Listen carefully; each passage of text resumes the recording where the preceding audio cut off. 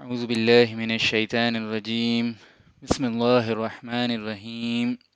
اللهم صل على محمد وعلى آل محمد كما صليت على إبراهيم وعلى آل إبراهيم إنك حميد مجيد. اللهم بارك على محمد وعلى آل محمد كما باركت على إبراهيم وعلى آل إبراهيم إنك حميد مجيد. رب اشرح لي صدري ويسر لي أمري واحلل عقدة من لساني يفقه قولي. لاسٹ جو ہمارا لیکچر ہوا تھا وہ جو اصحاب رسول صلی اللہ علیہ وسلم ہجرت کر کے حبشہ میں جا چکے تھے تو ان کی جو حالات حبشہ کے اندر تھیں اس پہ تبصرہ ہو رہا تھا. تو ایک شارٹ ڈسکرپشن آپ کے سامنے آیا تھا کہ کس طرح قریش نے جو ہے تگ و دو کی اور اپنے دو ریپرزنٹیٹیو کو نجاشی کے کورٹ میں بھیجا تاکہ وہ ان مسلمانوں کو جو حبشہ کی ہجرت کر گئے تھے اپنی دین کے تحفظ کے لیے اور دوسرے مقاصد کے لیے ان کو واپس جو ہے وہ مکہ بلا لیا جائے. اس سلسلے میں عمر بن العاص نے زیادہ کی رول پلے کیا اور جو انہوں نے باتیں رکھی وہاں نجاشی کے کورٹ میں اور جو اس کا جواب نجاشی نے اور پھر حضرت جعفر رضی اللہ عنہ نے مسلمانوں کی قیادت کرتے ہوئے جو تقریر دی نجاشی کے کورٹ میں اس کا ایک رف ترجمہ آپ کے سامنے آ گیا تھا لاسٹ ٹرن پہ ہی. اور واقعات کس نوعیت کے تھے وہ بھی آپ کے سامنے آ گئے تھے اور کس طرح عمر بن العاص نے کوشش کی دوبارہ جو ہے وہ نجاشی کو بھڑکایا جائے صحابہ کرام کی طرف یعنی صحابہ کرام کے خلاف. تو حضرت عیسیٰ علیہ السلام کے تعلق سے جو قرآن کا عقیدہ ہے اور جو عیسائیوں کا عقیدہ ہے وہ بہت مختلف ہے. تو اس اینگل سے اس لائن سے جو ہے وہ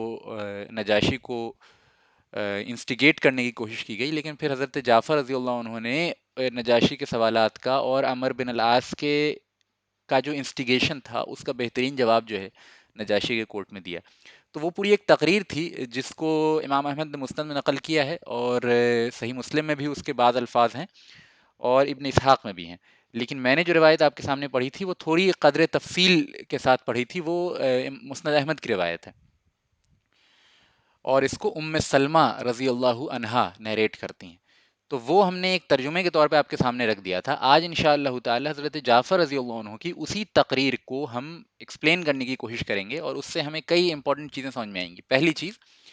کہ حضرت جعفر رضی اللہ عنہ جو تھے ان کو قائد جو ہے ان کو لیڈر امیر حبشہ یعنی جو مہاجرین حبشہ تھے ان کا امیر جو ہے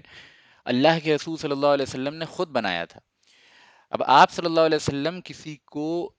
کسی گروپ آف مہاجرین کا کسی شخص کو امیر بنا رہے ہیں تو یہ عمل جو ہے آپ صلی اللہ علیہ وسلم کا یہ اپنے آپ میں اس شخص کے بارے میں شہادت ہے, بہت بڑی گواہی ہے اس کے علم اور اس کے تفقع کی, ہے نا, اور اس کے تقوی کی. یعنی یہ بات بالکل واضح ہے کہ حضرت جعفر رضی اللہ عنہ جتنے حضرات وہاں ہجرت کر کے گئے ہیں ان میں سب سے زیادہ صاحب علم, سب سے زیادہ صاحب تفقع اور دین کا سب سے زیادہ فہم رکھنے والے تھے. تو جب یہ بات ہمارے سامنے واضح ہو گئی تو حضرت جعفر رضی اللہ عنہ کی جو تقریر ہے نجاشی کے کورٹ میں وہ ہمارے لیے بہت اہمیت کی حامل ہو گئی, رائٹ. اگر کوئی کسی ایک عام انسان کی تقریر ہوتی, کسی ایک عام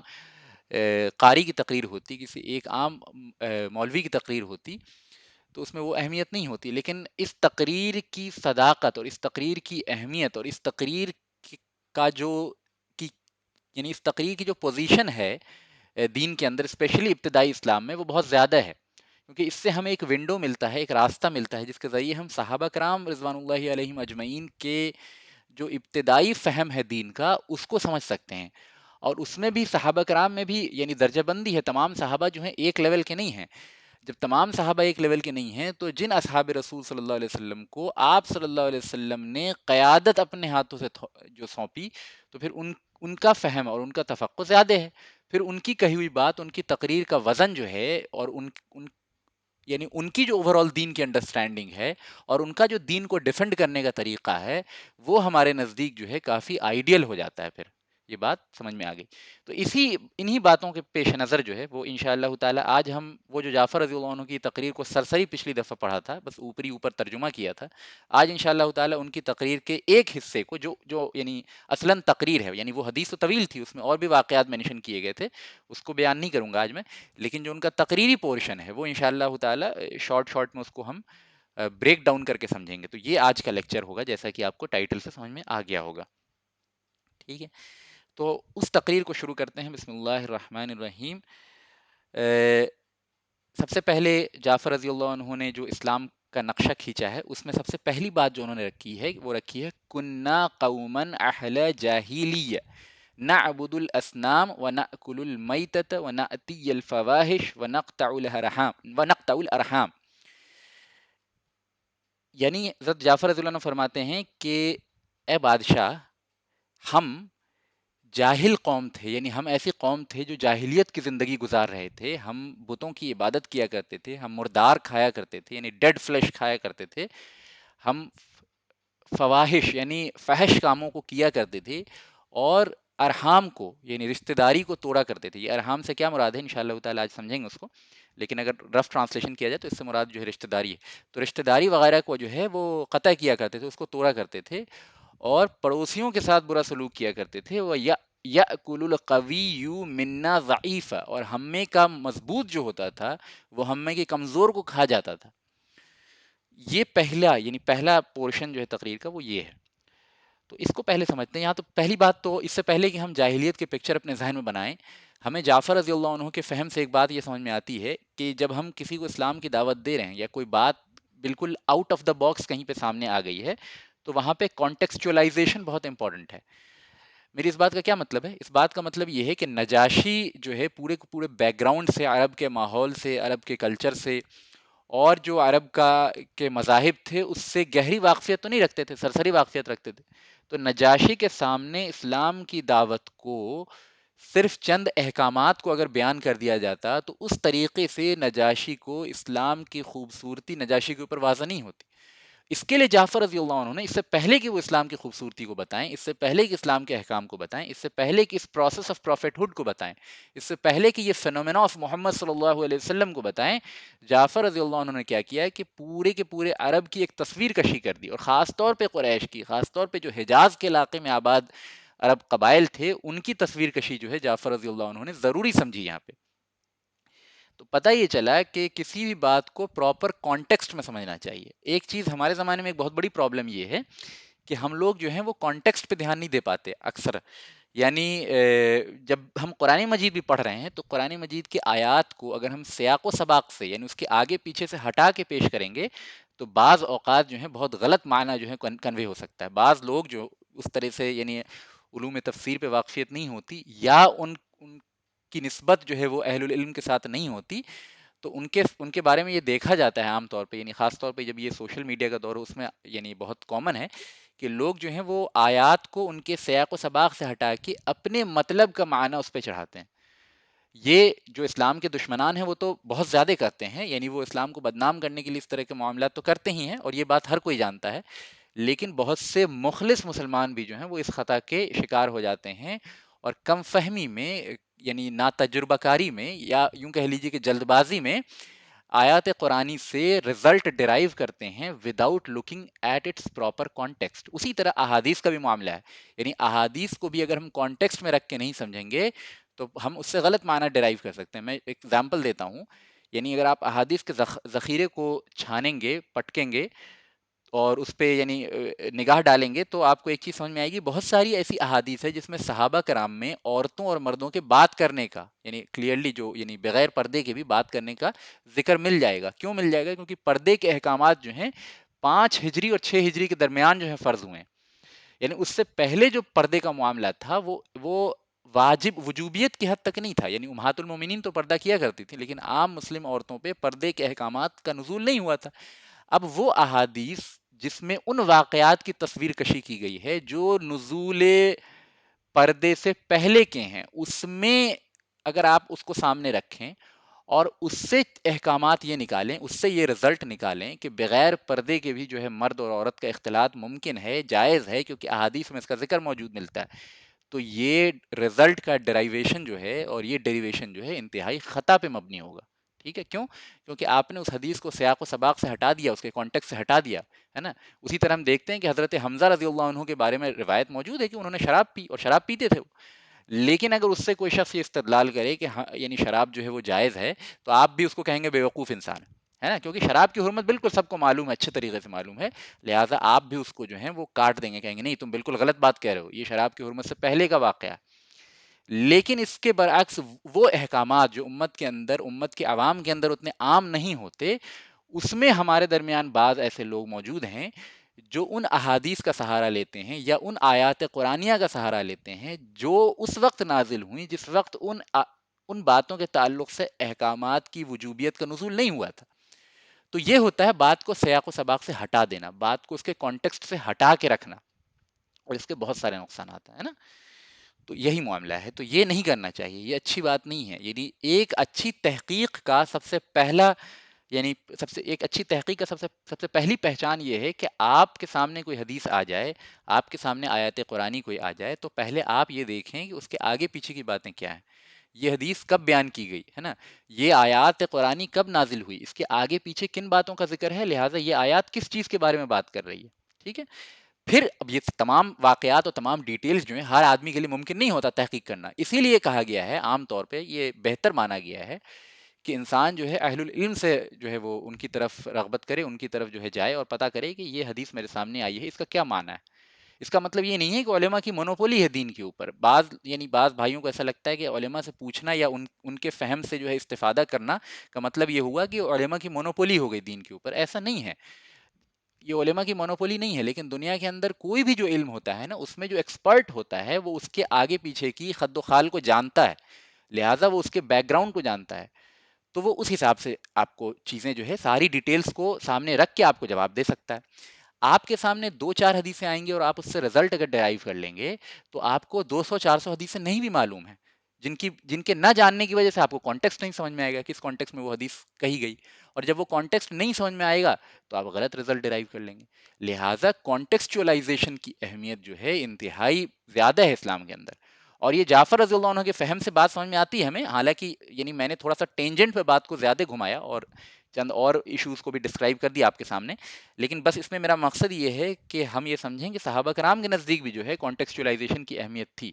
جعفر رضی اللہ عنہ چاہتے تو بنا ہسٹری بیان کیے ہوئے، بنا واقعات یعنی عرب کے قبائل کے حالات اور احوال بیان کیے بغیر ہی اسلام کی تعلیمات کو بیان کرنا شروع کر دیتے، لیکن انہوں نے اس بات کو ضروری سمجھا کہ پہلے نجاشی کو بیک گراؤنڈ بتایا جائے، ٹھیک ہے۔ تو یہ ایک بات نکلتی ہے، اب ہم اس بات کو سمجھتے ہیں، تو کیا کہا حضرت جعفر رضی اللہ عنہ نے کہ ہم جاہلیت والی قوم تھے، ہم کس چیز کی عبادت کیا کرتے تھے، ہم بتوں کی عبادت کیا کرتے تھے۔ پہلی چیز تو یہ سمجھ لیجیے کہ جاہلیت سے کیا مراد ہے۔ جاہلیت کے دو معنی ہیں، ایک جو عام اصطلاح میں لوگ استعمال کرتے ہیں، یعنی ہر وہ چیز جو علم سے دور ہے وہ یعنی جہالت ہے، جو ہمارے یہاں عام بول چال میں استعمال کی جاتی ہے۔ لیکن اسلامی اصطلاح میں اگر جاہلیت کا استعمال ہوتا ہے تو یہ دو معنی میں استعمال ہوتا ہے۔ اب میں بالکل ٹیکنیکل بات کرنے جا رہا ہوں، یعنی کہ ٹیکنیکلی اسپیکنگ ہم جب کہتے ہیں دور جاہلیت یا جاہلیت کا ٹرم استعمال کرتے ہیں تو اس کی دو حقیقت ہوتی ہے، ایک اس کی ہسٹوریکل حقیقت ہوتی ہے اور ایک اس کی تھیولوجیکل حقیقت ہوتی ہے نا۔ ہسٹوریکلی جاہلیت کا مطلب یہ ہوتا ہے کہ اسلام سے پہلے کے جو ادوار ہیں، اسلام سے پہلے کا جو ٹائم ہے اس کو دور جاہلیت کہا جاتا ہے، کیونکہ اس زمانے میں جو ہے وہ کوئی سورس اللہ تعالیٰ کی طرف سے کوئی وحی کا نزول نہیں ہوا تھا، کوئی جو ہے وہ شریعت اور کوئی صحیح غلط کے مابین فرق بتانے والی کوئی واضح برہان اللہ کی طرف سے، کوئی فرقان اللہ کی طرف سے نازل نہیں ہوئی تھی، لہٰذا انسانوں کی عظیم اکثریت جو ہے وہ گمراہی میں ملبس تھی، اس لیے اس زمانے کو دور جاہلیت کہا جاتا ہے۔ دس از اے ہسٹوریکل میننگ آف جاہلیہ۔ جاہلیہ کا ایک دوسرا مطلب بھی ہوتا ہے جس کو ہم تھیولوجیکل سینس میں سمجھتے ہیں، وہ کیا مطلب ہوتا ہے؟ جاہلیت کا دوسرا مطلب یہ ہے کہ کوئی بھی چیز، کوئی بھی ایسی بات، یعنی اب ہم اسلامک کانٹیکسٹ میں بات کر رہے ہیں، we are not talking in worldly context, تو یعنی کسی بھی چیز کو کے بارے میں اگر آپ کو فیصلہ کرنا ہے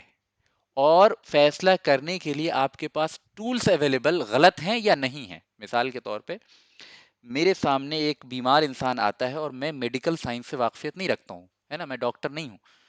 اور وہ مجھ سے چند باتیں پوچھتا ہے، تو میرے پاس وہ ٹولز نہیں ہیں جس کے تھرو میں اس کو صحیح ایڈوائس دے سکوں، تو کہا جائے گا کہ میں اس معاملے میں جاہلیت میں مبتلا ہوں، ٹھیک ہے۔ اسی طرح یہ تو ہوئی، یعنی اب سپوز کیجئے ایک انسان جو ہے ڈاکٹر ہے، وہ انجینئر نہیں ہے، لیکن اس کے سامنے کوئی انجینئرنگ کی پرابلم لے جائی جائے تو وہ اس چونکہ کانٹیکسٹ سے واقفیت نہیں رکھتا، اس تمام معاملات کا علم نہیں رکھتا، تو وہ اس معاملے میں جاہل، اس کو اور مزید بڑھاتے ہیں۔ جب ہم کائنات کو دیکھتے ہیں، کائنات پہ غور و فکر کرتے ہیں، تو ہم سمجھتے ہیں کہ اللہ تعالیٰ یعنی ایک کوئی معبود ہے جو اس کائنات کو بنانے والا ہے، ایک کوئی خالق ہے جس نے اس کائنات کو ایک سرٹین انداز میں پیدا کیا ہے، ایک کوئی رب ہے جو اس کائنات کو سرٹین انداز میں پرورش کر رہا ہے اور ایک سرٹین طریقے پہ جو ہے اس کا نشو نما کر رہا ہے۔ جب ہم اس بات کو سمجھ جاتے ہیں تو ہم یہ سمجھتے ہیں کہ وہ رب جو ہے وہ اس بات کو سب سے بہتر طریقے سے جانتا ہے کہ اس کی مخلوقات کے لیے کون سی چیز زیادہ بینیفیشیل ہے، کون سی چیز نقصان دہ، کون سا فائنینشیل ٹرانزیکشن سے بندوں پہ غلط روحانی اثر پڑے گا اور کون سا فائنینشیل ٹرانزیکشن سے بندوں کے اوپر اچھا روحانی اثر پڑے گا، عبادت کا کون سا طریقہ اختیار کرنے سے بندوں کو اس ذات باری تعالیٰ کا تقرب حاصل ہوگا اور کون سا طریقہ اختیار کرنے سے جو ہے اس سے دوری پیدا ہو جائے گی اس کی روح کو، مال کا پروپورشن آپس میں کس طرح ہو، ہے نا، اختیارات اور رائٹس کا پروپورشن آپس میں کس طرح ہو، یعنی اس سلسلے میں تمام جو انسانی معاملات ہیں اس میں جن معاملات کے اندر انسان صرف اپنی عقل کے ذریعے ان فیصلوں کو نہ کر سکے، ان معاملات میں وہ محتاج ہے کہ اللہ کی طرف سے اس کو کوئی روشنی دی جائے، کوئی ہدایت دی جائے، کوئی طریقہ فرقان دیا جائے جس کے ذریعے وہ حق اور باطل اور صحیح اور غلط اور نقصان دہ اور فائدہ مند اور نفع اور یعنی ضرر کے درمیان جو ہے فرق کر سکے۔ تو یہ جو فرقان ہے اس کے ایبسنس کا نام جو ہے وہ جاہلیت ہوتا ہے، یعنی ایک انسان کو ایسے موقع پہ روشنی کا کوئی سورس نہ ملے جس کے ذریعے جو ہے وہ تمام صحیح اور غلط کے درمیان وہ فرق کر سکے، اس لیک آف سورس، اس لیک آف روشنی کا نام بھی جو ہے تھیولوجیکلی اسپیکنگ جاہلیت ہے۔ تو ایک تو ہسٹوریکلی جاہلیت ہے، ایک جاہلیت وہ ہے کہ ایبسنس آف اسلامک جورسڈکشن اور ناٹ نوئنگ اسلامک جورسڈکشن اور Islamic Amar in specific case is also جاہلیت، ٹھیک ہے۔ تو یہ جب جعفر رضی اللہ عنہ یہ بات کہہ رہے ہیں تو اس میں دونوں باتیں شامل ہے، ایک تو اس سے مراد یہ ہے کہ اسلام سے قبل یعنی جاہلیت موجود تھی دنیا کے اندر اور ہسٹوریکلی سپیکنگ وہ پیریڈ جو ہے دور جاہلیت کہلاتا، دوسرے ایک اس اعتبار سے کہ کوئی ذریعہ نہیں تھا اہل عرب کے پاس اور اہل دنیا کے پاس جس کے ذریعے جو ہے وہ یہ جان سکیں کہ کن معاملات کے ذریعے جنت تک پہنچا جا سکتا ہے، کن کاموں کو کر کے جو ہے ابدی کامیابی حاصل کی جا سکتی ہے، کن کاموں سے بچ کے جو ہے ذات باری تعالیٰ کی ناراضگی سے بچا جا سکتا ہے۔ اس تعلق سے یقینی علم کا کوئی سورس جو ہے دنیا والوں کے پاس موجود نہیں تھا، اور جب جب نہیں رہے گا اور جب جب وہ اس سورس سے ہٹ کے جو ہے فیصلہ کریں گے تب جو ہے وہ یقین کے ساتھ اس بات کے بارے میں فیصلہ نہیں کر سکتے کہ کن باتوں کے ذریعے جنت میں پہنچا جا سکتا ہے، ابدی کامیابی حاصل کی جا سکتی ہے، اور کن باتوں کے ذریعے جو ہے انسان جہنم میں پہنچ سکتا ہے، کن چیزوں کے ذریعے انسان جو ہے اللہ تعالیٰ کی ناراضگی کو مول لے سکتا ہے۔ تو تب جو فیز ہوگا زندگی کا، تب جو یعنی انسان کے سویلائزیشن کو جو ہے وہ جاہلیت سے ہی کیٹیگرائز کیا جائے گا، ٹھیک۔ تو جعفر رضی اللہ عنہ کیا فرماتے ہیں کہ ہم لوگ جو ہیں وہ دور جاہلیت میں جی رہے تھے، نعبد الاسنام، ہم بتوں کی عبادت کیا کرتے تھے، ونأکل المیتۃ، اور ہم جو ہے مردار کھایا کرتے تھے۔ تو پتہ یہ چلا کہ جب جعفر رضی اللہ عنہ عرب کی قبائل کی اور بالعموم دنیا والوں کی اور خصوصاً جو ہے عرب کے لوگوں کی کے برے اسٹیٹس کو بیان کر رہے ہیں، ان کی جو بری خصلتیں تھیں، جو بری سچویشن تھی اس کو بیان کر رہے ہیں، تو سب سے پہل کس چیز کو بیان کیا؟ شرک کو بیان کیا۔ اس سے بھی یہ بات واضح ہو گئی کہ صحابہ کرام کے نزدیک، اور یہ بات امت میں یعنی میں نہیں سمجھتا کہ اس معاملے میں کوئی اختلاف بھی امت کے اندر کوئی کرے گا تو وہ امت کا فرض ہی باقی نہیں رہے گا، کہ یعنی دین و شریعت میں اس سے بدتر، اور دین و شریعت ہی سے نہیں بلکہ آپ اس سے اٹھ کے بھی بات کریں اگر، تو پوری کائنات کے اندر اللہ تعالیٰ کی تمام تخلیقات کے اندر رہتے ہوئے یہ بات متفق شے ہے کہ اس سے بڑا کوئی جرم نہیں ہے کہ تمام کائنات کے خالق کے ما سوا کسی اور کی عبادت کی جائے۔ لہذا قرآن مجید نے بھی اس کی صراحت کی، پورا قرآن شروع سے لے کے اخیر تک بغیر عربی جانے اگر کوئی شخص صرف انگریزی ترجمہ پڑھ جائے اور اس کی تفسیر بھی نہ پڑھے تو بھی، یعنی اگر قرآن کا وہ کچھ بھی نہیں سمجھے گا تو اسے دو باتیں سمجھ میں آ جائیں گی کہ اللہ رب العالمین کو محبوب ترین شے توحید ہے، اور سب سے زیادہ جو اللہ کے غصے کو مول لینے والی چیز ہے وہ شرک ہے۔ اور یہ بات صرف دین و شریعت تک نہیں بلکہ پوری کائنات کی یہ ایک آفاقی حقیقت ہے کہ اللہ تعالیٰ کے غصے کو اور پوری کائنات کے غصے کو جو ہے وہ بھڑکانے والی چیز جو ہے وہ شرک ہے۔ لہٰذا جب زمین کے اوپر شرک کیا جاتا ہے تو اللہ کے فرشتے جلال میں آ جاتے ہیں، غصے میں آ جاتے ہیں، ٹھیک ہے، پہاڑ اور زمین جو ہے اس بات کو پہ بہت تکلیف محسوس کرتے ہیں، قبیح محسوس کرتے ہیں، ٹھیک ہے۔ اور یہ چیز جو ہے وہ یعنی یوں کہہ لیجیے کہ توحید جو ہے ایک طرح سے کاسمک میوزک ہے پوری کائنات کی، ایک ترنگ ہے، ایک حقیقت ہے آفاقی جس پہ تمام کائنات کے کی تمام مخلوقات سوائے انسان اور جن کے تمام مخلوقات جو ہے وہ متفق ہے کہ توحید ہی جو ہے سب سے بڑی حقیقت ہے۔ تو سب سے بڑی برائی کا جب ذکر کیا تو سب سے پہلے شرک کا ذکر کیا، پھر کس بات کا ذکر کیا کہ ہم مردے کھاتے تھے۔ تو پتہ یہ چلا کہ یہاں پہ تو اور بھی دوسرے گناہوں کا ذکر ہو سکتا تھا، لیکن یہاں پہ مردے کھانے کا ذکر کیوں کیا گیا؟ دو باتیں ہیں اس میں۔ ایک تو یہ کہ ظاہراً بھی جب کسی جانور کی موت ہو جاتی ہے، یعنی انسان کی بھی موت ہو جاتی ہے، تو اس کے جسم کے اندر بہت تغیر و تبدیلی شروع میں بالکل یعنی بہت فاسٹ چینجز ہونے لگتے ہیں باڈی کے اندر۔ اور جانور بھی خاص طور پہ اگر مر جاتے ہیں، ان کو چھوڑ دیا جائے تو باڈی کے اندر بہت زیادہ چینجز ہونے لگتے ہیں، جس کے نتیجے میں جو یعنی جو اچھے اجزاء ہیں، جو فائدہ مند نیوٹرینٹس ہیں، وہ یعنی بہت جلدی ختم ہو جاتے ہیں، اور جو خون ہے وہ جم جاتا ہے، وہ انسان کے لیے صحت میں عام طور پہ نقصان دہ ہوتا ہے۔ یہ تو بالکل ظاہری مطلب ہے، یعنی اس میں زیادہ تفصیل میں جانے کی ضرورت نہیں ہے۔ پھر ایک جو فطری طور پہ قباحت محسوس ہوتی ہے مردے چیز کو کھانے میں، وہ اپنی جگہ بالکل صحیح بات، لیکن یہ امر صرف گندا ہونا اپنے آپ میں جو ہے وہ اتنا بڑا جرم نہیں تھا، اتنا بڑا گناہ نہیں تھا جو جعفر رضی اللہ عنہ نے شرک کے فوراً بعد اس کو ذکر کر دیا۔ تو شرک کے فوراً بعد ذکر کرنے کا مطلب ہی یہ ہے کہ جب انسان کوئی ایسی گندی چیز کھاتا ہے تو صرف اس کے جسم کو نقصان نہیں پہنچتا بلکہ اس کی روح کو بھی نقصان پہنچتا ہے۔ لہٰذا جب یعنی مردے کھانے کا ذکر جو ہے وہ اس لیے خاص طور پہ یہاں شرک کے بعد کیا گیا کہ جب انسان کوئی حرام چیز کھا رہا ہوتا ہے، کوئی ایسی چیز کھا رہا ہوتا ہے جو اس کے یعنی حرام وہی چیزیں ہیں، وہی اشیاء ہیں جو انسان کے جسم اور روح دونوں کو نقصان پہنچاتی ہے۔ بعض دفعہ جسم کو اتنا نقصان نہیں پہنچاتی لیکن روح کو زیادہ نقصان پہنچاتی ہے۔ لہٰذا بعض ایسی غذا ہیں جن کو کھانے سے جو ہے انسان کا جسم وقتی طور پہ یعنی مضبوط ہو سکتا ہے، لیکن اس سے روح کو بہت نقصان پہنچتا ہے اور روح کو وحشت محسوس ہوتی ہے اور وہ اللہ تعالیٰ سے جو ہے دور ہو جاتی ہے۔ تو اسی وجہ سے جو ہے یہ باطنی تاثیر ہے جو حرام کھانوں کے اندر ہوتی ہے۔ لہٰذا ایک انسان جو ہے محنت کر کے حلال پیسہ کماتا ہے، سیم پیسہ ہے، اور اسی سیم پیسے سے مان لیجئے کہ کوئی کھانا خریدتا ہے، پھل خریدتا ہے اور اس کو کھا لیتا ہے، تو اس کے روح کو بڑی جو ہے سرور محسوس ہوتا ہے، اور جسم کو تو یعنی جسم کے لیے تو برابر ہی ہے وہ بات۔ لیکن وہی بندہ جو ہے خیانت کر کے، دھوکہ دھڑی کر کے، کسی کا حق مار کے اگر اسی پیسے سے یعنی پھل خریدتا ہے اور اسی پھل کو کھاتا ہے تو پھل وہی سیم ہے، اور بایولوجیکلی اسپیکنگ اس پھل کے اجزاء میں، اس کے اندر کے نیوٹرینٹس میں کوئی تبدیلی نہیں ہوئی،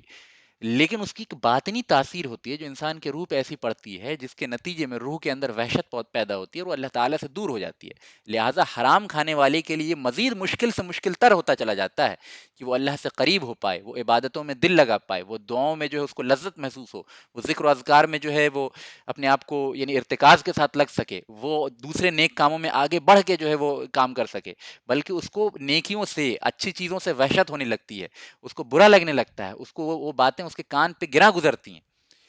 اور اس کے برعکس جو آدمی حلال کھاتا ہے نا، اگر اس کی عبادتیں کم بھی ہوتی ہیں تو بھی، یعنی کم کا مطلب یہ نہیں کہ فرائض میں کمی کر رہا ہو، یعنی اس کی نوافل عبادتیں اگر کم بھی ہوتی ہیں تو بھی اس کی دعا میں برکت ہوتی ہے۔ یعنی حضرت سفیان ثوری رضی اللہ عنہ بہت بڑے امام ہیں، امام سفیان الثوری بہت بڑے امام ہیں، وہ فرماتے ہیں کہ حلال کھانا اپنے آپ میں دعا کی قبولیت ہے، یعنی حلال کھانے والے کو بعض دفعہ دعا مانگنے کی بھی ضرورت نہیں ہوتی، اللہ تعالیٰ اس کے دل کی تمنا کو پوری کر دیتا ہے۔ لہٰذا جتنی زیادہ انسان کی جو ہے وہ یعنی اس کی انکم حلال ہوگی، اتنا زیادہ جو ہے اس کی دعاؤں میں برکت ہوگی، اس کی تمنائیں اللہ تعالیٰ جلدی پوری کرتا ہے، اس کو اللہ تعالیٰ سے تقرب آسانی سے حاصل ہوتا ہے، وہ تھوڑی سی نفل پڑھتا ہے اللہ تعالیٰ کے یہاں درجہ اس کا بلند ہو جاتا ہے، وہ تھوڑی سی دعا مانگتا ہے اللہ تعالیٰ کے یہاں اس قبول ہو جاتا ہے، وہ تھوڑا سا ذکر کرتا ہے اللہ تعالیٰ اس کو مزید ذکر کی توفیق دیتا ہے نا؟ تو یہ بات سمجھ لیجئے کہ یعنی انسان جو چیز کھاتا ہے اس کا بھی اس کے اوپر بہت زیادہ اثر ہوتا ہے۔ حرام کھانے والے کو اسی لیے جو ہے ہدایت جلدی نہیں ملتی، حرام کھانے والے کو جو ہے توبہ کی توفیق جلدی نہیں ملتی، ایکسیپشنز ہیں بالکل، میں یہ نہیں کہہ رہا کہ حرام کھانے والا جہنمی ہو گیا، اللہ عالم، اللہ بہتر جانتا ہے کون جنت میں جائے گا کون جہنم میں جائے گا، لیکن عام قاعدہ یہ ہے جیسا کہ صحیح بخاری وغیرہ میں روایت آتی ہے، اللہ کے رسول صلی اللہ علیہ وسلم نے فرمایا کہ جو جسم، جو گوشت حرام مال سے پرورش پایا ہے وہ اس بات کا زیادہ مستحق ہے کہ اسے جہنم کی آگ کھائے۔ ٹھیک ہے؟ تو اس سے یعنی انسان کو ڈرنا چاہیے کہ جو حرام چیز وہ کھا رہا ہے اس کا صرف اس کے جسم پہ برا اثر نہیں پڑ رہا۔ لوگ عام طور پہ یعنی اس کے یعنی استدلال جب کرتے ہیں تو شراب کے نقصانات اور یعنی جو پورک کے نقصانات وغیرہ بیان کرتے ہیں، وہ اپنی جگہ ہے نقصانات، لیکن اصلاً وہ حرام جو ہے صرف ان جسمانی نقصانات کی وجہ سے نہیں ہے، بلکہ بہت سے روحانی نقصانات ہیں جو ایک غیبی معاملہ ہے جس کا صرف اللہ کو علم ہے۔ لہٰذا اللہ تعالیٰ نے اپنے علم میں اس بات کو ثابت کیا کہ یہ چیزیں جو انسان کی روحوں کے لیے نقصان دہ ہیں، اور یہ چیزیں جو انسان کو راہ ہدایت سے دور کرنے والی ہیں، لہٰذا اللہ تعالیٰ نے اپنی حکمت بالغہ کے تحت ان چیزوں کو جو ہے اپنے بندوں کے اوپر حرام کر دیا. لہٰذا یہ کھانے کا جو اثر ہے انسان کے اوپر، یہ عام طور پہ ہمارے یہاں یعنی اس بات کو اس طرح نہیں سوچا جاتا، سمجھا جاتا، لیکن یہ سمجھنا ضروری ہے. حضرت جعفر رضی اللہ عنہ کی تقریر سے یہ بات بالکل واضح ہوتی ہے کہ یعنی جو انسان جو بھی چیز کھاتا ہے اس کے اوپر اثر پڑتا ہے نا. اسی لیے جو بری چیزوں کو، قبیح چیزوں کو جعفر رضی اللہ عنہ نے ذکر کیا، تو شرک کے بعد سب سے پہلے جو ہے مردار کھانے کو، یعنی ایک تو حرام کھانا، اور حرام میں بھی بدترین حرام جو ہے وہ مردہ کھانا ہے، مردہ کھانا. ٹھیک ہے. آگے فرماتے ہیں وَنَأْتِيَ الْفَوَاحِشِ، یعنی ہم جو ہیں وہ یعنی فحش کاموں میں انوالو ہوا کرتے تھے، فحش کاموں میں بہت زیادہ منہمک ہوا کرتے تھے. یعنی عرب کے اندر جو ہے زنا وغیرہ کا کیا رواج تھا، یہ ہم اچھے سے تفصیل سے بالکل ابتدائی دروس میں پڑھ چکے ہیں، سمجھ چکے ہیں، دوبارہ جو ہے ریپیٹ کرنے کی ضرورت نہیں ہے. ٹھیک ہے. وَنَقْطَعُ الْأَرْحَامَ، اور ہم جو ہیں وہ ارحام کو، رشتہ داریوں کو توڑا کرتے تھے. اچھا، جہاں تک فواحش کا تعلق ہے، تو یعنی یہ جو برائیاں بیان کر رہے ہیں نا جعفر رضی اللہ عنہ، ایک طرف تو ان برائیوں کا اسٹیٹس ہمیں پتہ چل رہا، کانٹیکسچوائلائزیشن کی اہمیت ہمیں پتہ چل رہی. دوسری ایک اور چیز سمجھ میں آ رہی ہے ہمیں کہ چند ایسی برائیاں ہیں جس کو انسانیت اپنی فطرت سے بھی برا سمجھتی ہیں. یعنی دنیا میں کسی بھی آپ سویلائزیشن میں چلے جائیں، یعنی جو لوگ جدت پسندی اور بے حیائی میں بہت آگے بھی بڑھے ہوئے ہیں، وہ بھی کہیں نہ کہیں اپنے دل میں ہی صحیح، اب تو یہ چیزیں شرم وغیرہ بہت کم ہو گئی ہے، یعنی جو بہت سی چیزیں جو ہیں وہ میڈیا کی طرف پش کی جا رہی ہیں، لیکن یعنی اگر آپ اس صدی کی بات چھوڑ دیں، پچھلے 50-60 سالوں کی بات چھوڑ دیں، تو انسانی تاریخ میں 10-15-20-25 ہزار سالوں کی اگر تاریخ کو جب بھی اٹھائیں اور جب بھی مطالعہ کریں، اسپیشلی سویلائزیشن جب سے شروع ہو گئے، یعنی ایگریکلچرل ریولوشن کے بعد کی اگر ہم اسٹڈی کریں 10,000 سال کی، تو ہمیشہ دیکھتے ہیں کہ ہر سویلائزیشن میں چاہے جو ہے فحش چیزیں عام ہو جائیں، لیکن ان کے ہاں فحش چیزوں کو برا ہی سمجھا جاتا رہا ہے. تو اللہ تعالیٰ نے جو ہے اس بات کو انسان کے قلوب میں، انسان کے روحوں میں، انسان کے فطرت کے اندر اس بات کو پیوست کر دیا ہے کہ وہ فحش چیزوں کو برا سمجھتا ہے. تو بے دین سے بے دین انسان کو آپ دیکھیں گے کہ وہ فحاشی کو جو ہے برا سمجھتا ہے، چاہے وہ اس میں انوالو ہو جائے، لیکن اس کو برا سمجھتا ہے. تو ایک پوائنٹ ہمیں یہ بھی سامنے رکھنا چاہیے کہ جب جعفر رضی اللہ عنہ بری اور قبیح چیزوں کا ذکر کر رہے ہیں اہل عرب کی، تو جہاں اس میں قباحت کی یعنی قباحت کی درجہ بندی ہمیں سمجھ میں آ رہی ہے، وہیں یہ بھی سمجھنا ضروری ہے کہ چند ایسی بری چیزیں ہیں جو تمام انسانوں کے درمیان متفق ہیں، ہے نا. قتل کو ہر انسان، یعنی ایتھیسٹ بھی ہو تو قتل کو برا ہی سمجھتا ہے. ٹھیک ہے. کسی کا مال بیجا کھا لینے کو برا ہی سمجھتا ہے، یعنی کوئی دنیا کا کوئی اگر کوئی سنک جائے تو الگ بات ہے، یعنی کوئی بھی انسان جو ہے وہ قتل کو، کسی کے پیسے لوٹنے کو، کسی کا حق مار لینے کو، فحش چیزوں کو اچھا نہیں سمجھتا ہے نا. تو یہ وہ برائیاں بھی ہیں جو عام طور پہ انسانوں کے درمیان متفق ہوتی ہیں. لہٰذا ان باتوں کو بیان کر کے جو ہے حضرت جعفر رضی اللہ عنہ نے جہاں قباحت کی درجہ بندی بیان کی، وہیں یہ بھی بتایا، یہ بھی ہمیں میسج دیا کہ ہم ان برائیوں کا بھی بیان کر سکتے ہیں، ان برائیوں پہ بھی رد کر سکتے ہیں جو برائیاں متفق طور پہ عام لوگوں کے درمیان بری مانی جاتی ہیں. جیسے مثال کے طور پہ ہم دیکھتے ہیں کہ یوروپ کے اندر جو فنڈامنٹلسٹ کرسچنس ہیں یا جو تھوڑے ریلیجیس کرسچنس ہیں، وہ ہوں اور مسلمس ہوں، وہ دونوں ہی ہوموسیکشوالٹی کے جو یعنی جو عام کرنے کی کوشش کی جا رہی ہے، چاہے وہ بچوں کے اسکولوں میں ہو، ان کے سلیبس کے ذریعے ہو، موویز کے ذریعے ہو، لٹریچر کے ذریعے ہو، اس کی مخالفت کرتے ہیں. تو پتہ یہ چلا ہے کہ جب ویسے موقع پہ انسان جب عیسائیوں سے اور کرسچن سے بات کر رہا ہے، تو ان برائیوں کو بھی سامنے رکھ کے کامن گراؤنڈ پہ بعض صورتوں میں، یعنی اس کے بہت فقہ ہیں، اس کی بہت ڈیٹیلز ہیں، لیکن شارٹ میں سمجھ لیجیے کہ انسان جب کرسچنس کو دعوت دے رہا ہے ویسے کانٹیکسٹ میں، تو ویسی برائیوں کو سامنے رکھا جا سکتا ہے جو متفقہ طور پہ دونوں کے نزدیک بری ہو، اور اس کے خلاف جو ہے یعنی ایک طرح سے احتجاج وغیرہ کیا جا سکتا ہے. اور یہاں بھی جو حضرت جعفر رضی اللہ عنہ نے ایسی برائیوں کو زیادہ سامنے رکھا ہے جن برائیوں کا برا ہونا نجاشی کے نزدیک بھی یعنی پوری اہل مجلس کے نزدیک متفق بات تھی. وَنَقْطَعُ الْأَرْحَامَ، اور ہم رشتہ داریوں کو توڑا کرتے تھے. یہاں بھی ایک اہم بات سمجھنے کی ہے کہ ارحام سے کیا مراد ہے. عام طور پہ ارحام جو ہے ہمارے یہاں یہ مانا جاتا ہے کہ اس سے مراد تمام رشتہ دار ہیں، لیکن جہاں تمام رشتہ داروں کے ساتھ حسن سلوک اور اچھا بیہیو کرنا اور یہ ساری چیزیں جو ہیں وہ اسلام میں بڑی انکریج کی گئی ہیں، لیکن یہ بھی سمجھنا ضروری ہے کہ ارحام کی درجہ بندی کیا ہے. یعنی یہ جو اللہ تعالیٰ نے حق متعین کیا ہے اولو الارحام کا، ان اولو الارحام میں کون سے لوگ آتے ہیں. تو اولو الارحام میں سب سے زیادہ جو لوگ آتے ہیں جن کا حق انسان کے اوپر سب سے زیادہ ہوتا ہے، وہ سب سے پہلے ماں کا حق ہوتا ہے، اس کے بعد باپ کا. ٹھیک ہے. اولو الارحام میں بیوی نہیں آتی. بیوی کا ایک الگ، یعنی جو اہل و عیال کے تعلق سے جب باتیں کی جائیں گی فقہ کی کتابوں میں، احادیث کی کتابوں میں، تو اس سے مراد جو ہیں بیوی اور بچے ہوتے ہیں. لیکن جب اولو الارحام کی بات کی جائے گی تو بیوی جو ہے وہ اولو الارحام میں نہیں آتی ہے.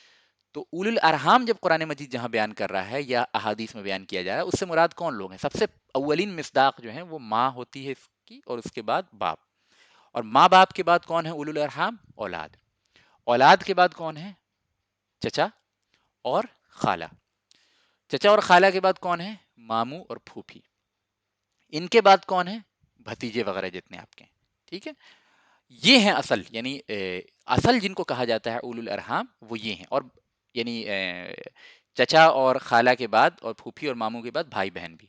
تو یہ جو اسٹرکچر میں نے آپ کے سامنے بتایا، یعنی سیم لیول پہ بھائی بہن، یعنی اپنی جنریشن میں بھائی بہن، آگے والی جنریشن میں اپنی اولاد، اور بھتیجے بھی آتے ہیں اولو الارحام میں. اور اوپر والی جنریشن میں سب سے پہلے ماں باپ، پھر ادھر خالہ اور ماموں، ادھر پھوپھی اور چچا. یہ ہیں اصل اولو الارحام. چچی، خالو، ٹھیک ہے، ممانی اور پھوپھا، یہ اولو الارحام میں نہیں آتے ہیں. اس کا مطلب یہ نہیں کہ ان کے ساتھ برا سلوک کرنا ہے، یعنی سب کے ساتھ اچھا سلوک کرنا ہے، لیکن شریعت میں جو جس کو اولو الارحام میں رکھا گیا ہے، یہ تعین پتہ ہونا چاہیے، یہ درجہ بندی اور یہ پرائرٹی پتہ ہونی چاہیے کہ کس کا حق زیادہ ہے. تو سب سے زیادہ حق جو ہے اولو الارحام میں ماں باپ کا ہے، ماں باپ کے بعد اولاد کا ہے، اولاد کے بعد پھر چچا اور خالہ کا ہے، اور چچا اور خالہ کے بعد ماموں پھوپھی، اور اس کے بعد بھائی بہن، اور اصل یہ درجہ بندی، اور اس کے بعد بھتیجے بھتیجی وغیرہ جو ہیں ان کا حق ہے. تو یہ ہیں اولو الارحام. اس کے علاوہ جتنے رشتہ دار ہیں یہ اولو الارحام میں داخل نہیں ہوتے. ان کے ساتھ بھی اچھا سلوک کرنا ہے، لیکن پرائرٹی ان کو دینی ہے. اسی طرح اولو الارحام پہ خرچ کرنے کا بھی جو، یعنی میں مسئلے جو ہے ضمناً بیان کرتا چل رہا ہوں تاکہ جو کانسیپٹس ہیں وہ آپ کو کلیئر ہو جائیں. اولو الارحام پہ خرچ کرنے میں بھی وجوبیت اور بعض، یعنی اولو الارحام میں بعض پہ خرچ کرنا واجب ہے، بعض پہ خرچ کرنا واجب نہیں ہے. جیسے مثال کے طور پہ ماں اور باپ، ماں باپ اور اولاد، ماں باپ اور اولاد پہ خرچ کرنا واجب ہے انسان کو اپنی استطاعت کے مطابق، اگر ان میں سے کسی کو بھی ضرورت ہوتی ہے. یعنی اگر ماں کو پیسے کی ضرورت ہے، باپ کو ضرورت ہے، یا اولاد کو ضرورت ہے، تو انسان کے اوپر واجب ہے کہ ان کو دے. یعنی اگر نہیں دے گا تو گناہگار ہوگا. اگر ان کو ضرورت ہی نہیں تو الگ بات ہے، لیکن اگر ضرورت ہے اور نہیں انسان دے رہا ہے، دو باتیں: ایک انہیں ضرورت ہونی چاہیے، دوسرا انسان کی صلاحیت میں ہونا چاہیے. انسان کی صلاحیت بھی ہے اور ان کو ضرورت بھی ہے، اور تب انسان جو ہے اپنے ماں باپ اور بچوں پہ خرچ نہیں کرے گا تو گناہگار ہوگا. ایک بات. دوسرا لیول جو آتا ہے وہ آتا ہے چچا کا، خالہ کا، اور جو پھوپھی ماموں اور بھائی بہن اور بھتیجے وغیرہ. اس میں سب سے پہلے ہم درجہ بندی کرتے ہیں بھائی بہن. بھائی بہن پہ خرچ کرنا تب واجب ہے جب انسان اپنی تمام ضروریات کو پورا کر چکا ہے، اس کی ضروریات پوری ہو چکی ہیں، اپنی اولاد کی ضروریات پوری ہو چکی ہیں، ماں باپ کی ضروریات پوری ہو چکی ہیں، اور تب بھی اس کے پاس ایکسٹرا پیسہ ہے، اور بھائی بہن کو ضرورت ہے، محتاج ہیں، وہ خود سے اپنی پریشانی کو دور نہیں کر سکتے. یعنی ایک تو ایسی صورت ہو سکتی ہے نا کہ آپ کے پاس مال سفیشینٹ ہو، سرپلس ہو، آپ نے سب کی اپنے جو، یعنی ماں باپ اور اولاد کے حق بھی ادا کر دیے، آپ کے پاس سرپلس مال ہے، آپ کے بھائی کو ضرورت ہے، اگر آپ اس پہ خرچ کرتے ہیں بہت اچھی بات ہے. لیکن واجب حکم ہے کہ نہیں، اس کے تعلق سے بات ہو رہی ہے. تو واجب تب ہے جب آپ کا بھائی یا بہن اپنی ضرورت کو خود سے پورا نہیں کر سک رہا ہے اور آپ کے پاس سرپلس، تو اس صورت میں پھر آپ کے اوپر واجب ہے کہ ان کے اوپر خرچ کریں. ان کے ماں سوا، ان کے ماں سوا تمام اولو الارحام کے حقوق ادا کرنا، ان پہ خرچ کرنا اور ان کے ساتھ اچھا سلوک کرنا، یہ بہت افضل ہے، بہت اعلیٰ ہے، اللہ تعالیٰ کے تقرب کا سبب ہے، اللہ تعالیٰ سے قربت کا سبب ہے، لیکن واجب نہیں. ٹھیک ہے، یہ بات سمجھ میں آ گئی. اور جعفر رضی اللہ عنہ نے کیا فرمایا کہ ہم جو ہیں پڑوسیوں کے ساتھ برا سلوک کیا کرتے تھے. تو پتہ چلا کہ یہ بھی جو ہے ایک بہت بڑا گناہ ہے، یعنی پڑوسیوں کے ساتھ برا سلوک کرنا بہت بڑا گناہ ہے. یہاں تک کہ اسلام کے اندر ہم دیکھتے ہیں احادیث جو آئی ہیں اخلاق کے باب میں، اس میں پڑوسیوں سے حسن سلوک کرنے کا بہت زیادہ جو ہے وہ تلقین کی گئی. یہاں تک کہ اللہ کے رسول صلی اللہ علیہ وسلم کی ایک حدیث موجود ہے کہ آپ صلی اللہ علیہ وسلم نے فرمایا کہ جبرائیل نے مجھے پڑوسی کے حق پہ اتنی تلقین کی ہے کہ مجھے یہ لگا کہ عنقریب پڑوسیوں کو وارث بنا دیا جائے گا، ہے نا. تو اس سے یہ سمجھ میں آتا ہے کہ پڑوسی کے حقوق بھی ہیں، کافی زیادہ ہیں، ان کا خیال رکھنا، ان کی پریشانیوں میں ان کا ساتھ دینا، ان کی مدد کرنا، یہ ساری چیزیں جو ہے وہ بہت نیکی کے کام ہیں، اور ان کے ساتھ برا سلوک کرنا جو ہے بہت قبیح اور بری چیزوں میں آتا ہے۔ اور یأکل القوی منا ضعیف، کہ ہم میں کا جو مضبوط ہوتا تھا ہم میں کے کمزور کو کھا جاتا تھا۔ تو یہ بھی جو ہے وہ ہر اس سوسائٹی کی یعنی تصویر کشی ہے، جس سوسائٹی میں برائی عام ہو جاتی ہے، جس سوسائٹی میں ظلم عام ہو جاتا ہے، اس میں ہمیشہ جو کمزور لوگ ہوتے ہیں ان کو حق دلا پانا یا ان کو اپنا حق حاصل کر پانا بہت مشکل کام ہو جاتا ہے، اور جو مضبوط ہوتے ہیں وہ ان پہ ظلم کرتے ہیں۔ تو یہ ہر سوسائٹی میں ہر زمانے میں یہ چیز رہی ہے، سوائے جو خلافت راشدہ ہے اس پیریڈ کو اگر آپ ہٹا دیں تو کم و بیش جو ہے ہر زمانے میں یہ چیز ہم دیکھتے ہیں۔ اب جعفر رضی اللہ عنہ کی آگے کی تقریر، یہ تقریر آج پوری کمپلیٹ نہیں ہو پائے گی، میں پھر سے بتا رہا ہوں، تو انشاءاللہ تعالیٰ 5 سے 7 منٹ اور آپ کا میں لوں گا۔ تو آگے جب آفٹر دس کانٹیکسچوائلائزیشن جعفر رضی اللہ عنہ فرماتے ہیں حتی بعث اللہ الینا رسولا منا، یہاں تک کہ اللہ تعالیٰ نے ہمارے درمیان میں سے ہی جو ہے ایک رسول ہمارے پاس بھیج دیا، ایک پیغمبر بھیج دیا، ایک نبی بھیج دیا، نعرف نسبہ، جس کی نسب کو، جس کے فیملی ٹری کو، جس کے یعنی جو اس کی یعنی جس فیملی لینیج سے وہ آتا تھا اس سے ہم واقف تھے۔ اس میں ایک اہم بات سمجھنی ضروری ہے کہ جعفر رضی اللہ عنہ نے رسول اللہ صلی اللہ علیہ وسلم کو جو کیریکٹرائز کیا تو اس میں پہلی پوائنٹ جو بیان کی کہ ہم اس نبی کے نسب کو جانتے تھے۔ یہ کیوں اہم ہے؟ یہ اس لیے بھی اہم ہے کہ جب انسان جو ہے کسی کے فیملی کو اچھے طریقے سے جانتا ہے، اس کے صبح شام اس کے ساتھ گزارا ہوتا ہے، اس کی ہسٹری کو اچھے طریقے سے جانتا ہے، تو اس پہ ٹرسٹ کرنا آسان ہوتا ہے۔ اسلام میں نا مجہول کی دعوت، اور مجہول یعنی مجہول کہتے ہیں ان نون انسان کی دعوت، اور ان نون انسان سے علم حاصل کرنا، اور ان نون انسان سے جو ہے وہ یعنی ٹریڈ کرنا وغیرہ وغیرہ، یہ ساری چیزوں کو اچھا نہیں مانا گیا۔ یعنی یہ الگ چیپٹرز ہیں، ٹریڈ کے چیپٹرز الگ ہیں، اور جو طلب علم کے چیپٹر ہیں وہ الگ ہیں، لیکن میں شارٹ میں بتاتا چلوں کہ اسلام میں کسی بھی انسان سے اچھی واقفیت رکھ کے اس سے علم حاصل کرنا ضروری ہے۔ اگر آپ کسی کو بالکل ہی نہیں جانتے تو پھر جو ہے وہ اس سے اگر آپ علم حاصل کریں گے تو عین ممکن ہے کہ آپ غلط چیزیں جو ہے وہ ڈسپشن کا دور ہے، غلط چیزیں سیکھ لیں۔ تو جعفر رضی اللہ عنہ نے جب بیان کیا، نبی کریم صلی اللہ علیہ وسلم کو کیریکٹرائز کیا، تو پہلے کیا چیز بیان کی کہ نعرف نسبہ، کہ ہم اس کے نسب کو جانتے تھے، وصدقہ، اور اس کی سچائی سے واقف تھے، وَأَمَانَتَهُ وَعِفَافَهُ فَدَعَانَا إِلَى اللَّهِ تَعَالَى لِنُوَحِّدَهُ وَنَعْبُدَهُ وَنَخْلَعُ مَا كُنَّا نَعْبُدُ نَحْنُ وَآبَاؤُنَا مِن دُونِهِ مِنَ الْحِجَارَةِ وَالْأَوْثَانِ۔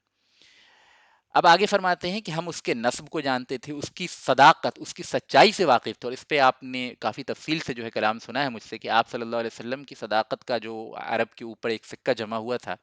اور آپ صلی اللہ علیہ وسلم کے کیریکٹر سے، آپ کی شخصیت سے کس طرح عرب متاثر تھا آپ کی نبوت سے پہلے، یہ بھی اللہ تعالیٰ کی طرف سے ایک یعنی یوں کہہ لیجیے کہ ایک حجت ہوتی ہے کہ انبیاء علیہ السلام کی شخصیت اتنی ممتاز ہوتی ہے، اتنی جاذبیت رکھتی ہے، اتنی زیادہ اعلیٰ اوصاف ان کے اندر ہوتے ہیں کہ انسانوں کے لیے آسان ہو جائے کہ ان کی دعوت کو قبول کر سکیں۔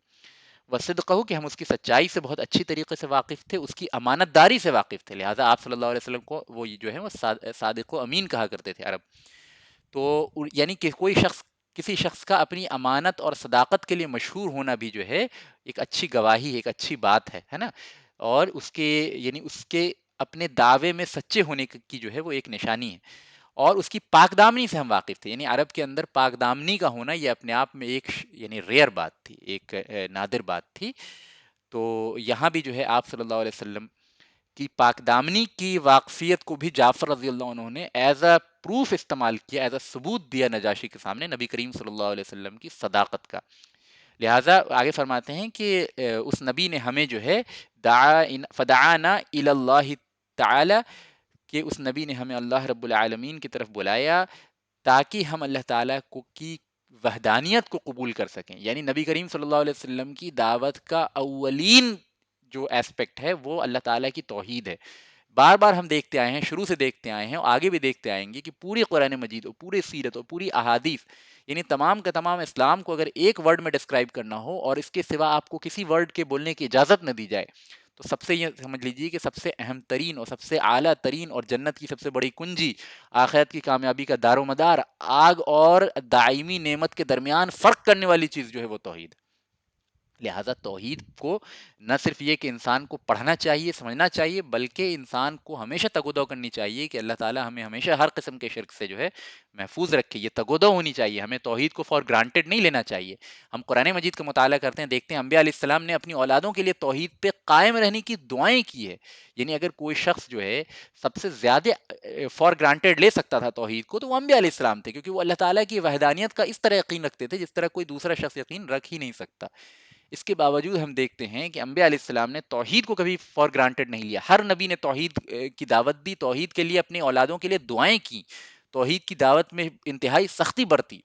ٹھیک ہے، نبی کریم صلی اللہ علیہ وسلم سے لے کے اس آدم علیہ السلام تک کے درمیان کی جتنے انبیاء علیہ السلام آئے ہیں سب میں ہم جو ہے اس چیز کو دیکھتے ہیں. تو پتہ یہ چلا کہ جو ابدی کامیابی ہے اور ابدی خسارہ ہے اس کے درمیان فرق کرنے والی سب سے اعلیٰ چیز جو ہے وہ توحید ہے. اس کو فار گرانٹیڈ نہیں لینا چاہیے، اس کو آسان نہیں سمجھنا چاہیے. یوں نہیں سمجھنا چاہیے کہ ہم مسلمان گھر میں پیدا ہو گئے تو ہماری توحید پختہ پکی ہے، ایسا نہیں ہے. ہمیں توحید کا علم حاصل کرنا چاہیے، پراپر طریقے سے جو ہے توحید کی کتابیں علماء سے پڑھنی چاہیے اچھے طریقے سے. ایکسپلینیشن جو ہے آج کے زمانے میں تو بہت ساری چیزیں ریکارڈڈ لیکچرز وغیرہ اچھے استادوں کے اویلیبل ہیں انٹرنیٹ پہ. تو توحید کو جو ہے سیکھنا چاہیے، کیونکہ یہ دین کا سب سے بنیادی جو ایسپیکٹ ہے، دین کی سب سے جو بیس ہے وہ توحید ہے. وَنَعْبُدُهُ، اور تاکہ ہم جو ہے وہ اللہ تعالیٰ کی عبادت کریں. وَنَخْلَعُ مَا كُنَّا نَعْبُدُ نَحْنُ وَآبَاؤُنَا، اور ان چیزوں سے دوری اختیار کر لیں، برات اختیار کر لیں جن کی عبادت ہم کیا کرتے تھے اور ہمارے آباء و اجداد کیا کرتے تھے. یعنی نبی کریم صلی اللہ علیہ وسلم نے نہ صرف توحید کی طرف دعوت دی ہے بلکہ شرک کے رد کی دعوت دی ہے. اور ممکن ہی نہیں ہے کہ انسان جو ہے شرک کو نہ سمجھے اور اس کی توحید پختہ ہو جائے. یعنی توحید کو سمجھنے کے لیے شرک کو سمجھنا ضروری ہے، شرک کے دروازوں کو سمجھنا ضروری ہے. یہ سمجھنا ضروری ہے کن کن طریقے سے پچھلی امتوں کے اندر شرک پیدا ہوا، کن کن راستوں سے جو ہے وہ جدید دور میں شرک جو ہے سامنے آتا ہے، کن کن طریقے سے جو ہے وہ شیطان انسان کو شرک میں ملبس کرتا ہے. یعنی شرک کے ڈیٹیلز اور ان کی برانچز کو سمجھنا بھی جو ہے وہ انتہائی ضروری ہے. اور صحابہ کرام نے پہلے 13 سال سب سے زیادہ اسی چیز کو سیکھا. من دونہ، یعنی اللہ کے ماں سوا ہم جن جن چیزوں کی عبادت کیا کرتے تھے ان سے دوری اختیار کر لینا، ان سے برات اختیار کر لینا. یعنی پتھروں میں جن پتھروں کو ہم خدا سمجھتے تھے، جن بتوں کو ہم خدا سمجھتے تھے، ان سب سے جو ہے برات اختیار کر لینے کی دعوت جو ہے اس نبی نے ہمیں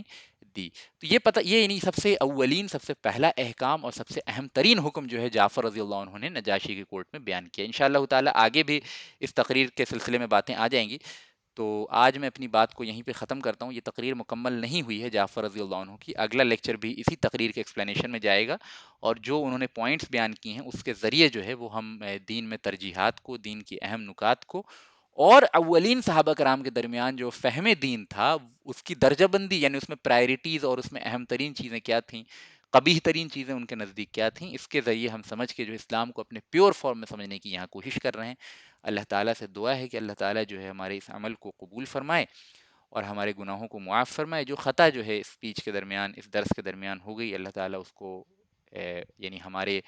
نامہ اعمال سے بھی مٹا دے، ہمارے ذہنوں سے بھی مٹا دے. اور جو صحیح بات، ثابت شدہ بات ہم نے سامنے رکھی ہے، جو شارع علیہ السلام کا مقصد تھا، جو اللہ رب العالمین کی منشا تھی، اگر اس کے عین مطابق کوئی بات سامنے آ گئی ہے تو اللہ تعالیٰ اس پہ ہمیں عمل کرنے کی اور اس پہ ثابت قدمی کے ساتھ جمنے کی جو ہے توفیق عطا فرمائے. خود بھی عمل کرنے والا بنائے، دوسروں کو بھی عمل کرنے والا بنائے.